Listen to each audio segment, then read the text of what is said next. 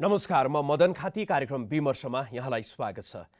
दर्शकवृन्द, यति बेला प्रतिनिधि सभा विघटनको विरुद्धमा सर्वोच्च अदालतमा जुन मुद्दा परेको थियो त्यसमा संवैधानिक इजलासमा बहस जारी रहेको छ र अहिले खास गरी माघ 19 पछि सरकारी वकिलहरूले अर्थात् प्रतिनिधि सभा विघटनको जुन विरुद्धमा परेको थियो रिट र त्यसमा चाहिँ प्रतिरक्षाको लागि सरकारी वकिल अथवा प्रधानमन्त्री केपी शर्मा ओलीका वकिलहरू चाहिँ अहिले त्यसको प्रतिरक्षामा लागिराख्नु भएको छ र त्यो सुनवाईको काम जारी रहेको छ र संवैधानिक इजलासमा चलिराखेको बहस र संवैधानिक इजलासमा चलिराखेको बहसकै विषयमा फेरि समाजमा सडकमा चलिराखेको बहसको विषयमा पनि आज हामी संवाद गर्नेछौँ र यो संवादको लागि आज मैले कार्यक्रममा आमन्त्रण गरेको छु अधिवक्ता रमेश बडाललाई। रमेश, यहाँलाई कार्यक्रममा स्वागत छ। हस्, धन्यवाद। यहाँ आफै पनि प्रधानमन्त्रीको पक्षमा संसद विघटन चाहिँ ठिक छ भन्ने पक्षमा अहिले सर्वोच्च अदालतमा बहस गरिराख्नु भएको छ, त्यसको वकालत गरिराख्नु भएको छ। धेरैले चाहिँ भनिराखेको यो प्रधानमन्त्रीको सनकको सारथी तपाईँहरू किन भइराख्या? मदनजी, म सबभन्दा पहिला यो विषयमा प्रवेश गर्नुभन्दा अगाडि एउटा घटनाको विषयमा ध्यानाकर्षण गराउन चाहन्छु। सन् 1600 को फेब्रुअरीमा इटालीमा चाहिँ जर्दानो ब्रुनो भन्ने एकजना व्यक्तिलाई जिब्रो काटियो र जिउँदै जलाएर मारिएको थियो। उनले त्यतिखेर भनेका के थिए भन्दाखेरि पृथ्वी गोलो छ, चेप्टो छैन भनेका थिए। उनको गल्ती त्यही थियो।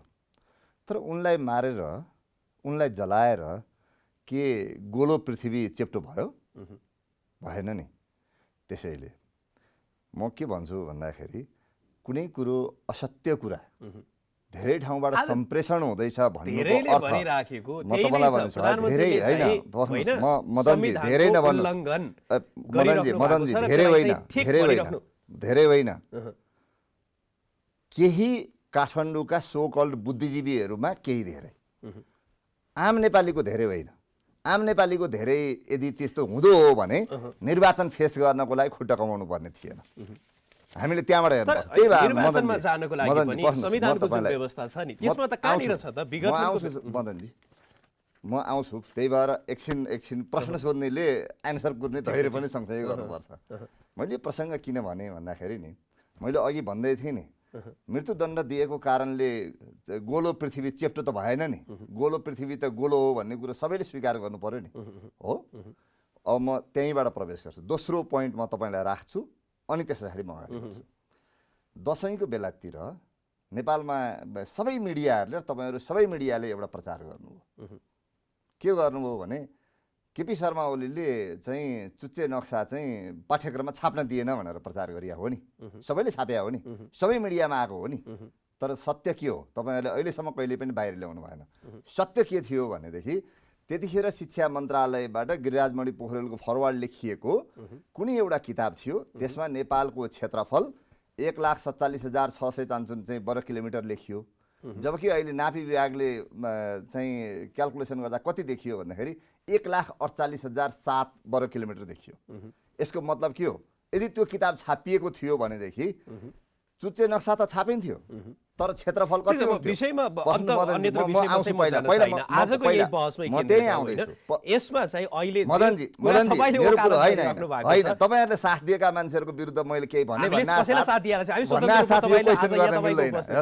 अब म तपाईँलाई कहाँ जोड्छु भने त्यसो भएको भए नेपालको 372 वर्ग किलोमिटर जमिन समाप्त हुनेवाला थियो। अब त्यो कुरो तपाईँहरूले त्यतिखेर त त्यही सत्य भनेर प्रचार गरिराख्नु भएको थियो नि, केपी ओलीले चुच्चे नक्सा छाप्न दिएन भनेर। अब म यहीँबाट जोड्छु। ठिक त्यसै गरी अब म भनिराख्नु भएको छ संविधान संशोधन कुरा अहिले यहाँहरूले कुराकानी गरिराख्नु भएको छ। संविधानमा कहाँनिर छ कि यो संसदको चाहिँ विघटन चाहिँ प्रधानमन्त्रीले, बहुमतको प्रधानमन्त्रीले गर्ने अब सुन्नुहोस्, असंवैधानिक कदमहरूलाई पनि यहाँहरू चाहिँ त्यसमा फेरि तपाईँको यो प्रश्न नै गलत छ मदनजी। तपाईँ एज अ पत्रकार यो असंवैधानिक छ भनेर प्रश्न सोध्न नै तपाईँको गलत हो। किन गलत छ भन्दाखेरि देखाइदिनुस् न। हो, अब म त आउँछु नि। अब के तपाईँहरूले बहस सुनिराख्नु भएको छ।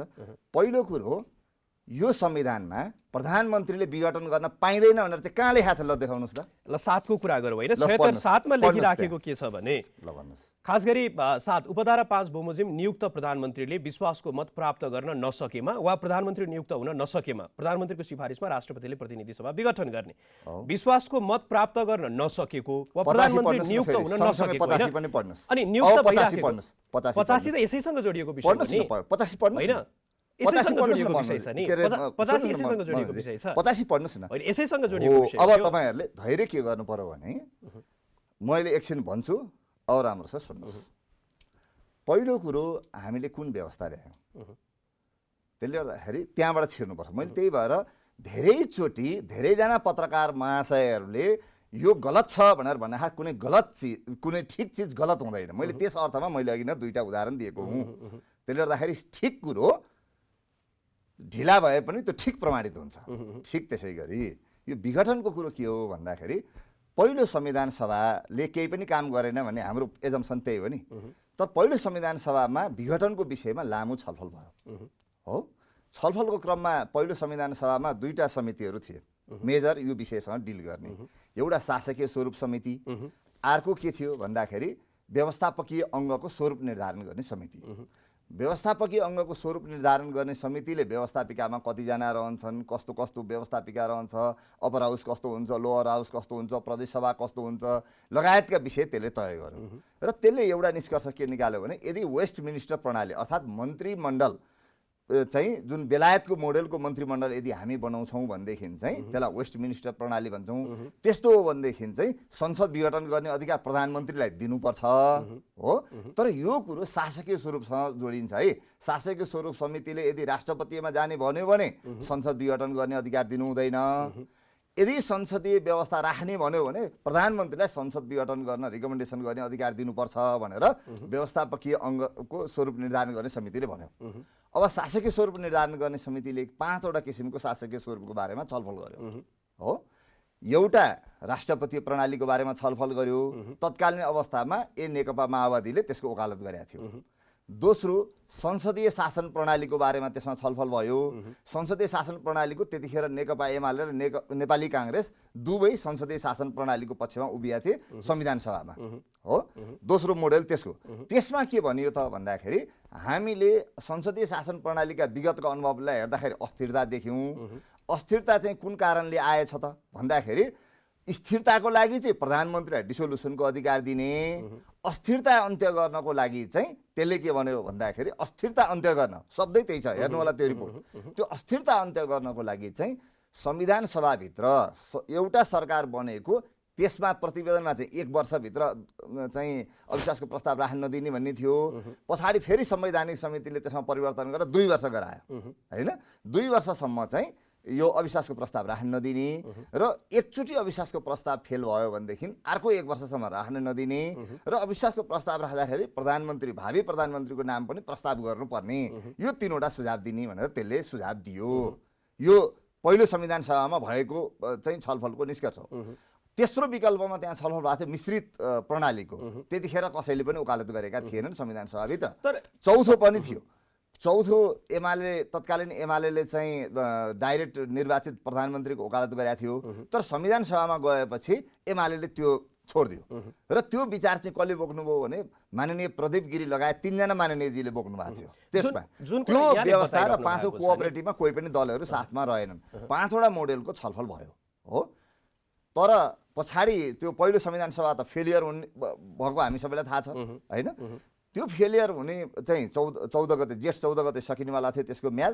जेठको 2 गते एउटा सहमति भयो दलहरूको बिचमा। त्यतिखेर चाहिँ त्यहाँ केमा सहमति भएको रहेछ भने मिश्रित प्रणालीमा जाने भनेर।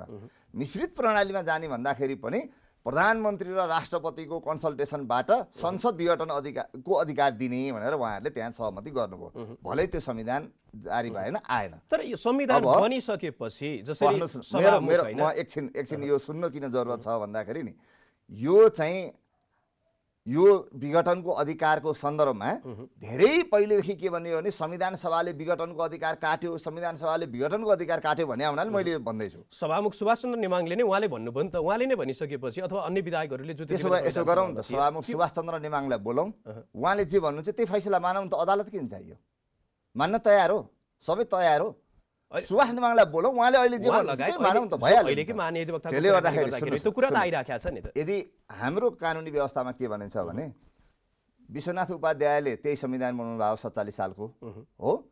विश्वनाथ उपाध्यायले संविधान बनाउँदाखेरि चाहिँ के अरे अर्को माननीय न्यायाधीश लक्ष्मण अर्याल पनि हुनुहुन्थ्यो संविधान निर्माता। माधव कुमार नेपाल त्यतिखेर संविधान निर्माता हुनुहुन्थ्यो। मकुन्द रेग्मी संविधान निर्माता हुनुहुन्थ्यो। दमन ढुङ्गाना संविधान निर्माता हुनुहुन्थ्यो होइन त 47 सालको संविधानमा। अनि पहिलो र दोस्रो डिसोल्युसनको सन्दर्भमा यी 5 जना 6 जना मान्छे छतेर लागेका थिए होइन र, हो कि होइन? त्यसो भए चाहिँ उहाँहरूको सुभाषचन्द्र नेमाङ लगायत जो बोल्नु भएको छ नि, उहाँहरूको चाहिँ त्यति महत्त्व छ कि छैन उहाँहरूको बनाएको त्यो विज्ञको सुझावको रूपमा चाहिँ? संविधानको व्याख्यामा जहिले सुके पनि विधायकको मनसाय भनिँदैन, विधायिकाको मनसाय भनिन्छ। जसले लेखेको मान्छेले मैले यसरी लेखेको थिएँ भन्ने कुराको अर्थ हुँदैन। त्यसको इन्टरप्रिटेसन सुप्रिम कोर्टको हातमा जान्छ। सुप्रिम कोर्टले जे डिसाइड गर्छ त्यही नै संविधानको व्याख्या हुन्छ। त्यसले गर्दाखेरि उहाँहरूले पर्सनल्ली कहाँ के भन्नुभएको थियो, कुनै व्यक्तिले के भन्नुभएको थियो भन्ने कुरोको मेजर इफेक्ट हुँदैन। त्यही भए हुनाले मैले विधायकको मनसाय होइन विधायिकाको मनसाय चाहिँ कहाँबाट देखिन्छ भन्दा मैले अहिले जुन प्रतिवेदनको कुरो गर्दैछु नि त्यहीँनिर आउनु आवश्यक छ। अब विवाद उत्पन्न भए पछाडि विवाद समाधान उपसमितिले कुनै पनि निर्णय गरेन, पछाडि संविधान सभा भङ्ग भयो। दोस्रो संविधान सभा आइसके पछाडि भयो कि भन्दाखेरि दोस्रो संविधान सभाले पहिलो संविधान सभाको सम्पूर्ण स्वामित्व ग्रहण गर्यो। स्वामित्व ग्रहण गरिसके पछाडि डेडलक भयो झन्डै 1 वर्ष जति। 70 सालदेखि 71 सालसम्म त हाम्रो डेडलकमै गयो, केही पनि भएन। 72 सालमा भुइँचालो गयो। भुइँचालो गएपछि सबैको मथिङ्गल पनि हल्लियो। त्यस पछाडि सबै दलहरू एक ठाउँ मिल्न आइपुग्नुभयो। जेठको 26 गते 16 बुँदे सहमति भयो 4 वटा राजनीतिक शक्तिहरूको बिचमा। तत्कालीन नेपाली काङ्ग्रेस, तत्कालीन नेकपा एमाले, तत्कालीन नेकपा माओवादी र तत्कालीन यो मधेसी जनता कार्य फोरम लोकतान्त्रिक, र त्यसबाट शासकीय स्वरूप निर्धारण भयो। शासकीय स्वरूप के भनेर राखियो भने शासकीय स्वरूप संसदीय व्यवस्था हुन्छ भनेर राखियो। एकछिनको लागि संसदीय व्यवस्था नभएर त्यहाँ मिश्रित किन नलेखा त?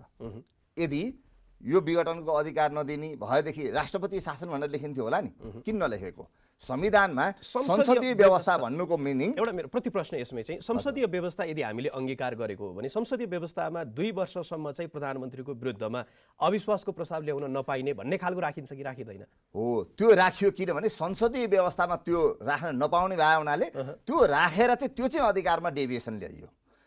अधिकार जहाँनेरि त्यो संसदीय व्यवस्थामा डेभिएसन ल्याइयो नि, फरक गरियो, त्यो जति त्यहाँ लेखियो। म तपाईँलाई एउटा उदाहरण भन्छु।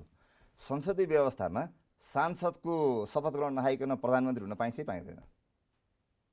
आजको दिनमा जुन प्रकारको यहाँले कुराकानी गरिराख्नु भएको मैले तपाईँलाई सोधेँ, मैले यहाँलाई प्रश्न गर्ने ठाउँमा मैले तपाईँबाट जवाब चाहिरहेको छु। त्यसकारणले गर्दाखेरि प्रधानमन्त्रीले जुन रूपमा आजको दिनमा जुन कदम चाल्नुभयो होइन, त्यसपछि चाहिँ देखिएको यहाँहरूले अन्तर्राष्ट्रिय अभ्यासको कुरा पनि बारम्बार गरिराख्नु भएको छ। हाम्रो जस्तै संविधान यो खास गरी इजलासमा भएका न्यायाधीशहरूले सोधिराखेको प्रश्न र तपाईँहरूले चाहिँ स्पष्ट रूपमा जवाब दिन नसकिराखेको भनेर संविधानमा जस्तै लेखिएको, हाम्रो संविधानमा जे जस्तो कुरा लेखिएको छ र यस्तै तरिकाको लेखिएको तर विघटन भएको अन्तर्राष्ट्रिय अभ्यासको सन्दर्भमा चाहिँ संसारमा नेपालको जस्तो संविधान कहीँ पनि छैन। र 47 सालको संविधान लेख्दाखेरि पनि कुनै बेलायत या फ्रान्स या कुनै देशको जस्तो मोडेल थिएन। त्यसमा अरू देशको यदि उदाहरण 47 सालको संविधानमा पनि हामीले जर्मनको वाइमर संविधानदेखि लिएर दुनियाँ संविधानको विषयमा व्याख्या गरिरहेको छ नि अदालतले होइन हो। त्यतिखेर के हुन्छ भने कुनै पनि देशको संविधान अर्को देशकोसँग 100% मिल्दैन। बेलायतमा अविश्वासको प्रस्ताव पारित भइसकेपछि अविश्वासको प्रस्तावबाट पराजित भएको प्रधानमन्त्रीले विघटन गर्न सक्छ। नेपालमा पहिले नै रोकियो नि त्यो व्यवस्था त 47 सालमै। त्यही त जहाँ डेभिएसन गरियो त्यो हामीले स्पष्ट रूपमा लेखेका छौँ संविधानमा। संसदीय प्रणालीबाट हामी जहाँ दायाँ बायाँ गयौँ नि त्यो ठाउँ संविधानमा स्पष्ट रूपमा लेखियो। अविश्वासको प्रस्ताव राख्न नपाउने भन्ने व्यवस्था हामीले संसदीय प्रणाली भन्दा दायाँ बायाँ लाग्यो हुनाले संविधानमा लेखियो हो। त्यस पछाडि नयाँ भावी प्रधानमन्त्रीको नाम स्पष्ट रूपमा उल्लेख गर्नुपर्छ भनेर भन्ने कुरो छ नि, त्यो कुरो पनि त्यो संविधानमा किन लेखियो त भन्दाखेरि हामीले परम्परागत रूपमा चलिआएको संसदीय प्रणाली भन्दा अलिकति फरक गऱ्यौँ, त्यस कारणले त्यो लेखेको हो। जहाँ लेखिएको छैन संसदीय प्रणाली आफैमा पर्याप्त छ। त्यही भए हुनाले म तपाईँलाई यहीँनिर जोड्न खोजेँ। नेपाली मिडियाहरूले यसमा पनि म मिडियालाई नै भन्छु, किन भन्दाखेरि मिडिया मार्फतै यो कुरोको गलत सम्प्रेषण भएको थियो। आलोचकप्रति होइन, म तपाईँलाई के भन्छु, असहिष्णुता चाहिँ किन देखिनु? कसैले भने असहिष्णु कुनै मिडियालाई कारबाही भएको छ यो भने बापत यो सरकारले कुनै मिडियामाथि एक्सन ल्याएको छ वेलकम गरिरहेको छ। तर गलत कुरोलाई गलत हो भनेर भन्दा तपाईँहरू संहिण हुनुपर्छ। मेरो यति मात्रै हो। म त यहाँहरुलाई स्वागत गरिराखेको छु, कुराकानी यति गरिराखेको अवसर छु। तपाईँहरू हुनु भएन। मेरो चाहिँ रिक्वेस्ट तपाईहरुसँग मजाले स्वागत गरेर कार्यक्रम गरिराखेको छु। यहाँहरुको कुरा जनतासँग पुर्याइराखेको अब म तपाईँलाई यहाँ के भन्दैछु भने केपी शर्मा ओली प्रधानमन्त्री भइसकेपछि एउटा प्रश्न जबरजस्ती उठाइयो नेपालभरि नै शपथ ग्रहण सांसदको शपथ ग्रहण नखाइकन चाहिँ मन्त्री बनायो, प्रधानमन्त्री बनायो। यही हो नि। म तपाईँलाई 48 सालमा गिरिजाप्रसाद कोइरालाले शपथ ग्रहण संसदको शपथ ग्रहण 2048 साल असार 6 गते सांसदको शपथ ग्रहण खानुभयो खलिल मिया अन्सारीबाट हो। उहाँले प्रधानमन्त्रीको शपथ ग्रहण 2048 साल जेठको 12 गते प्रधानमन्त्रीको शपथ ग्रहण खानुभयो। उहाँको मन्त्रीमण्डलले 2048 साल जेठको 15 गते शपथ ग्रहण खायो। यो तथ्य हो, इतिहास हो। यो 47 सालको संविधानमा सांसदको शपथ ग्रहण नखाइकन प्रधानमन्त्री या मन्त्री हुन पाउने कहाँनिर लेखेको थियो, कहाँबाट आयो? ठिक त्यही कुरो म 51 सालको सन्दर्भमा भन्छु। 51 सालमा मनमोहन अधिकारीले सांसदको शपथ ग्रहण 2051 साल मक्सिरको 26 गते खानुभयो। मक्सिरको 26 गते उहाँले प्रधानमन्त्री उहाँ लगायत उहाँको टिमको प्रधानमन्त्री लगायत मन्त्रीहरूले शपथ ग्रहण कहिले खानुभयो भन्दाखेरि 2051 साल मक्सिरको 14 गते खानुभयो हो। सांसदको शपथ ग्रहण खानुभन्दा अगाडि उहाँहरूले यसको खानुभयो र सांसदको शपथ ग्रहण दोस्रोचोटि कसले खुवाउनु भएको थियो भने त्यतिखेर सबभन्दा वयोवृद्ध चाहिँ सांसद हुनुहुन्थ्यो बलबहादुर राई, उहाँले शपथ ग्रहण खुवाउनु भएको थियो। त्यसले गर्दा यो चाहिँ संसदीय व्यवस्थाका इनहेरेन्ट केही अभ्यासहरू हुन्छन्। अवशिष्ट अधिकारहरू छ, त्यो अवशिष्ट भन्ने शब्द प्रयोग गरेँ मैले। अन्तर्निहित अधिकारहरू हुन्छ जो चाहिँ एउटा शब्दावली, जस्तै पत्रकार भनिसके पछाडि तपाईँ टेलिभिजनमा काम गर्ने पनि पत्रकार हो, इन्टरनेटमा काम गर्ने पनि पत्रकार, प्रिन्ट मिडियामा काम गरे पनि पत्रकार होइन। जहाँ गरे नि हामी पत्रकार भनिसकेपछि त त्यो प्रिन्ट मिडिया मात्रै त्यसले गर्दा कतिपय कुरो के हुन्छ नि एउटा शब्दले त्यसको एउटा सिङ्गो पाङ्गो कुरोलाई जनाउँछ। त्यसो भए चाहिँ आजको दिनमा संसदले सहयोग गरेन भन्ने कुरा आयो नि होइन, यहाँहरूले पनि भनिराख्नु भएको छ संसदले सहयोग नगरेका कारणले विघटन गर्नु पर्यो भन्ने कुरा छ। त्यसमा पनि जस्तो विगतमा भइराखेको गिरिजाप्रसाद कोइरालाको कुराहरू त्यसमै चाहिँ जोडिएर प्रश्न गर्ने गरिएको देखिन्छ। त्यति बेला चाहिँ कार्यक्रमलाई चाहिँ पारित गरेन होइन, धन्यवाद प्रस्ताव चाहिँ पारित गर्न संसदले गरेन। आजको दिनमा त प्रधानमन्त्रीलाई चाहिँ कहाँनिर असहयोग गरेर तपाईँहरू चाहिँ प्रधानमन्त्री संसद नै विघटन गर्न उद्यत हुनुभयो भन्ने कुरा चाहिँ आइराखेको छ। यहाँको व्याख्या के छ? हामीहरूले यसको सन्दर्भमा अदालतमा हामीले प्लिक के गरेका छौँ। यसको असहयोगको पार्ट एउटा छ। म पहिला त्यही प्रतिवेदनमै जान्छु।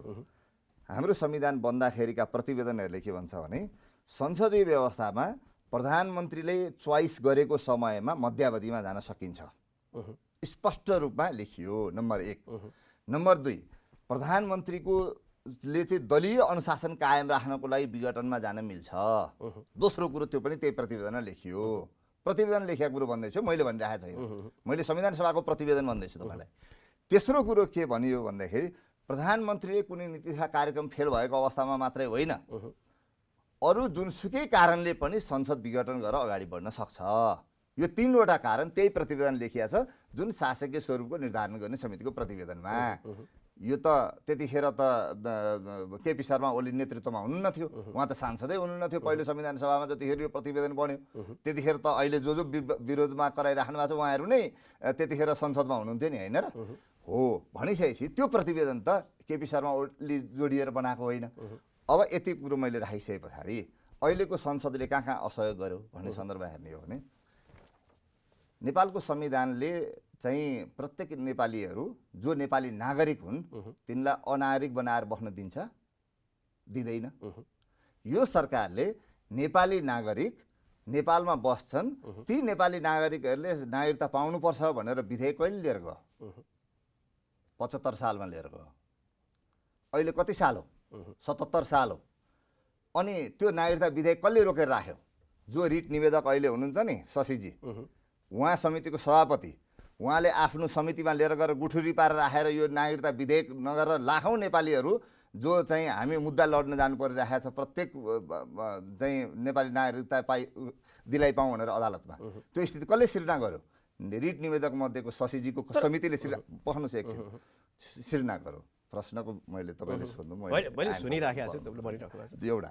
दोस्रो कुरो अनि यो सङ्घीय निजामती सेवा ऐन कहाँ गएर रोकिएको छ?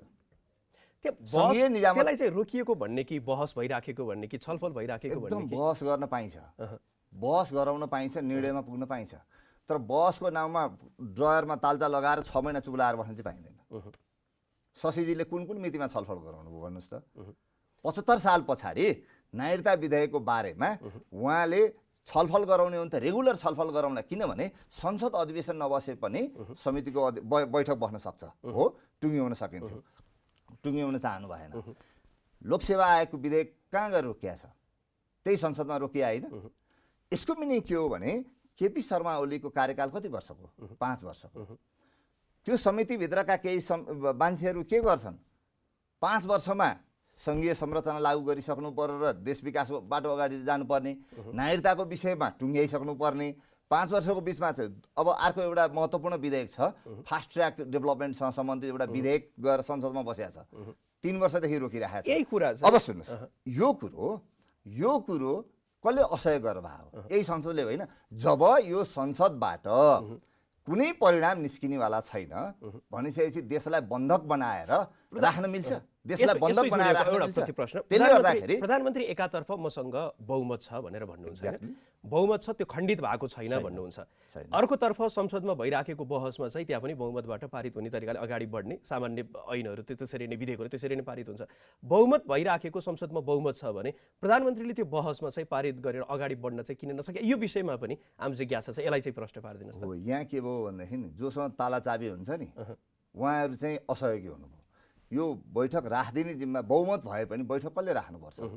बैठक त सभामुखले राख्नुपर्ने होला। एजेन्डामा कसले ल्याउनु पर्छ? सभामुखले ल्याउनु पर्ने होला। समितिका सभापतिहरूले एजेन्डामा ल्याइदिनु पर्ने होला। हाम्रो कानुनी संरचनामा सभामुख या सभापतिलाई बाइपास गरेर कुनै एजेन्डा अगाडि बढ्न सक्छ? बढ्न सक्दैन। त्यसले गर्दाखेरि भयो के भन्दाखेरि यो संविधान सभाभित्र, यो संविधान सभा सरी यो प्रतिनिधि सभाभित्र, सरी है मैले त्यो संविधान सभा भनेछु, प्रतिनिधि सभाभित्रबाट कुनै पनि परिणाम निस्किन सक्ने बहुमत छ। किन भन्दाखेरि उहाँहरू मलाई हटाउन सक्नुहुन्न, किनभने उहाँहरूको बहुमत पुग्दैन थियो संसदीय दलमा, हो। त्यस कारणले गर्दाखेरि उहाँहरूले मलाई हाल्न सक्नु भएन। परीक्षणको लागि पनि जानु भएन नि त? कोही जानुपर्ने पऱ्यो? प्रधानमन्त्रीको लागि कुराहरू अब सुन्नुहोस्, प्रधानमन्त्रीको विपक्षमा उहाँहरूको बहुमत थियो भनेदेखि त पार्टीमा त्यत्रो भवन्डर मचाउन सक्ने नेताहरूले संसदीय दलको बैठक डाकेर चाहिँ अध्यक्ष परिवर्तन गर्नुहुन्न थियो त? गरिहाल्नुहुन्थ्यो नि। त्यसले गर्दाखेरि उहाँहरूको बहुमत भएको थियो भने त त्यो गरिसक्नुहुन्थ्यो नि, गर्नु भएन। यसैले चाहिँ जुन मितिसम्म संसद विघटन भयो त्यो मितिसम्म प्रधानमन्त्रीको संसदीय दलमा जुन कमान्ड थियो त्यो कमान्ड खण्डित भएको अवस्था होइन, हो। विघटन हुनुभन्दा पछाडि के भयो त्यो छुट्टो कुरा भयो। विघटन हुँदाखेरिका बेलासम्म उहाँसँग बहुमत कमान्ड छ, बहुमत छ र उहाँ चाहिँ त्यो संसदको रेकर्डबाट हेर्दाखेरि पनि 173 जना, 74 जना हुनुहुन्थ्यो, बिचमा एकजनाको मृत्यु भयो हुनाले गर्दाखेरि त्यो फुलफिल नभए हुनाले 173 जनाको उहाँ नेता हो। त्यस कारणले गर्दाखेरि उहाँ संसदीय दलको चाहिँ यो युनिफाइड संसदीय दलको नेताको हैसियतबाट उहाँले विघटनको सिफारिस गर्न सक्ने अवस्था रह्यो भनेर भन्ने हो। अब दोस्रो कुरो, दलभित्रको अनुशासन कायम राख्नलाई पनि संसद विघटन गर्न सकिन्छ। हाम्रो संविधान सभाले गरेको निष्कर्ष त्यो चाहिँ संविधान बन्दाखेरिको शब्दावली प्रयोग गर्दाखेरि त्यो कुरो उल्लेख गरिएको। अब तपाईँले अर्को एउटा प्रश्न सोध्नु भएको थियो, चाहिँ तपाईँको कहाँनिर लेखा छ त, होइन? कहाँनिर लेखा छ त विघटनको भनेर सुरुमा सोध्नु भएको थियो नि। मैले संसदीय प्रणाली कुरो गरेँ। अब म तपाईँलाई के भन्छु भन्दाखेरि नि, संविधानको कुन चाहिँ धाराले भन्छ हारेको व्यक्तिले काम गर्न पाउँछ, जितेकोले काम गर्न पाउँदैन भनेर? हारेकोले गर्न पाउने, जितेकोले नपाउने भन्ने अर्थ गर्न मिल्छ काहीँ दुनियाँमा? हो। अब म तपाईँलाई यहीँ भन्छु, सुन्नुहोस्, संविधानको धारा 100 को उपधारा 3 मा विश्वासको मतमा पराजित भएको व्यक्ति के हुन्छ? पदमुक्त हुन्छ, स्वतः पदमुक्त हुन्छ। संविधानको धारा 100 को उपधारा 3 हो। विश्वासको मतमा पराजित भएको व्यक्ति स्वतः पदमुक्त हुन्छ। अब स्वतः पदमुक्त भएको व्यक्तिले पनि चुनाव गराउनु पर्ने भएको हुनाले 76 को 7 मा त्यो पनिको अर्थमा राखिएको हो। त्यो संविधान त पढ्नु पर्यो नि राम्रोसँग। त्यही कुरालाई संविधान के हेर्नु पर्यो भन्दाखेरि वकालत गरिराखेका अधिवक्ताहरूले भनिराखेको कुरा चाहिँ हाम्रो यो संसदमा हामीले जुन प्रकारको प्रणाली अवलम्बन गरिराखेका छौँ, यहाँले यसको विषयमा चाहिँ यहाँको पक्षमा विधायिकाको र विधायकी मनसाय के थियो, विधायक होइन विधायिका के थियो भन्ने कुरा स्पष्ट होइन व्याख्या गरिसक्नु भएको छ। र त्यसैसँग जोडिएर उनीहरूले गर्ने तर्क अथवा अहिले चाहिँ जो विपक्षमा छन् प्रतिनिधि सभा विघटनको, उहाँहरूको तर्क चाहिँ के छ भने हाम्रो संसदले जब प्रधानमन्त्री दिन सक्दैन त्यति बेला मात्रै यो सम्पूर्ण प्रावधानहरू 76 को 7 सम्मको जुन प्रावधानहरू छ त्यो चाहिँ त्यति बेला राखिएको, यदि नियुक्त भइसकेपछि को व्यवस्था त अब प्रधानमन्त्रीले यदि सरकार चलाउनुहुन्छ चलाउने हो, सक्नुहुन्न भने राजीनामा दिने हो, संसद विघटन गर्ने होइन भन्ने छ कि? हो, तपाईँले प्रश्न चाहिँ ठिक सोध्नु है, किनभने त्यो निवेदकका वकिलहरूले भने भनेर भन्नुभयो हुनाले तपाईँको प्रश्न एकदम ठिक छ यो है।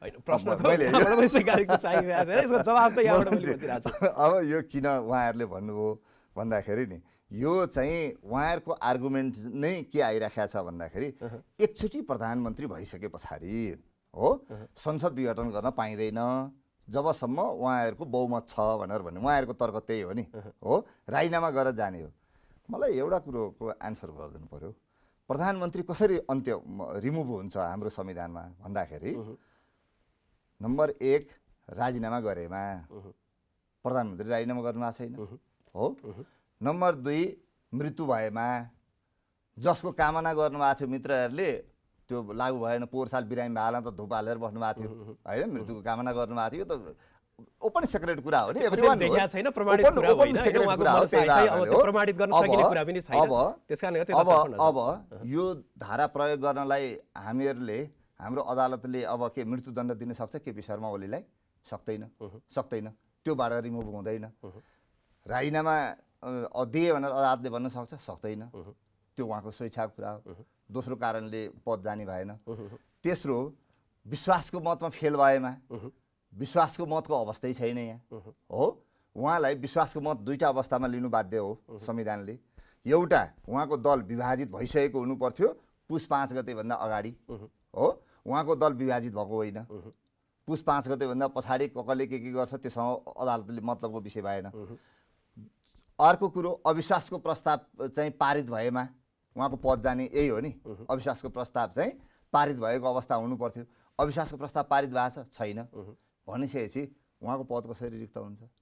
अनि पद रिक्त नभएको व्यक्तिको चाहिँ अनि राजीनामा गर्नु पर्थ्यो। त्यो चाहिँ संसदीय व्यवस्थामा के भन्छ भने जब संसद मेरा लागि अब्स्ट्याकल भयो भने प्राइम मिनिस्टरले चाहन्छ, जोडिएको प्रश्न चाहिँ के छ भने प्राइम मिनिस्टरले भन्छ भने कि त उहाँले राजीनामा गर्ने हो कि चाहिँ डिसोल्युसनमा जाने हो भन्ने हो।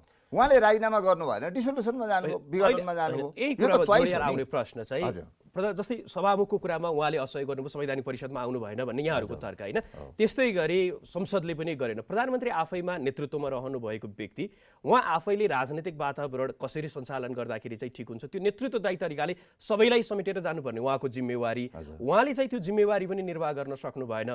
र त्यसको चाहिँ कतै न कतै पार्टीभित्रको जुन आन्तरिक कलह देखिएको थियो नेकपाभित्रको, त्यसको कोभाजनमा चाहिँ संसद पर्यो भन्ने तर्कलाई यहाँ के भन्नुहुन्छ?